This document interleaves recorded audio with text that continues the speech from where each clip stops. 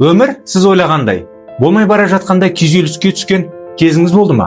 Сіз бәрін басқаруға тырысасыз, бірақ бәрі бақылаудан шығып бара жатқан сияқты. Ал егер мен сізге сіз ешқашан бәрін жалғыз арқалау үшін жаратылған жоқсыз десем ше? Көп адам дұғаны жай ғана бір нәрсе сұрау, тапсырыс беріп, жақсы нәтижеге үміттену деп ойлайды. Бірақ дұғаның мәні тек қалағаныңды алу емес. Шын мәнінде бізге не қажет екенін түсіну.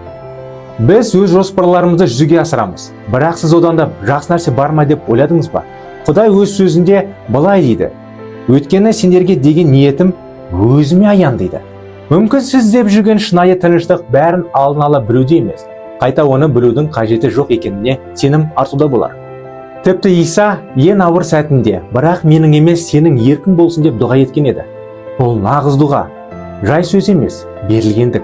Ал егер біз де бәрін бақылап ұстауға тырысқаның орнына, Құдайым, барлық сұраққа менде жауап жоқ, бірақ саған сенемін десеңізше, мүмкін дәл осы жерден шынайы тыныштық басталатын болар. Егер сіздің жүрегіңізде одан да үлкен нәрсеге ұмтылыс бар болса, немесе дұға қажет болса, біз әрдайым сізбен бірге сөйлесуге дайынбыз. Әлеуметтік желілерде бізбен бірге хабарласыңыз. Есіңізде болсын, Құдай сізді сүйеді.